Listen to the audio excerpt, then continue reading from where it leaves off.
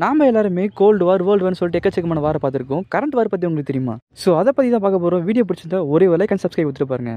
நம்ம எல்லாருக்குமே தெரியும் தாமஸ் ஆல்வா எடிசன் தான் வந்து பல்பை எரிய வச்சாரு. இப்போ அவர் வந்து பார்த்தீங்கன்னா எல்லா மக்களையும் பார்த்தீங்கன்னா இந்த பல்பை வந்து யூஸ் பண்ண வைக்கணும். அதுக்காக அவருக்கு வந்து கரண்ட் தேவைப்பட்டுச்சு.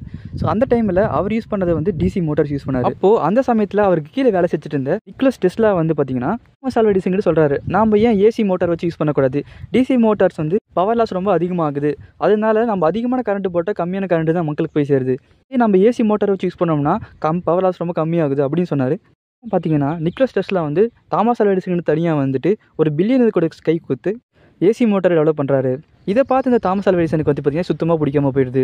அதுக்காக அவர் என்ன பண்ணுறாருன்னா ஒரு தூக்கு தண்டனை கைதியை கொண்டு வந்து ஏசி கரண்ட்டை வந்து அது அவர் மேலே பயன்படுத்தி அவர் சாவடிச்சிடறாரு. அந்த சமயத்தில் நிக்கோலஸ் டெஸ்லா என்ன பண்ணுறாருன்னா கரண்ட் அவர் மேலே ஏற்றி ஒன்றும் ஆகாத மாதிரி ஒரு விஷயத்தை கண்டுபிடிக்கிறாரு. இந்த மாதிரி கண்டுபிடிச்சதுலேருந்து மக்களுக்கு வந்து பயம் நீங்கிடுச்சு.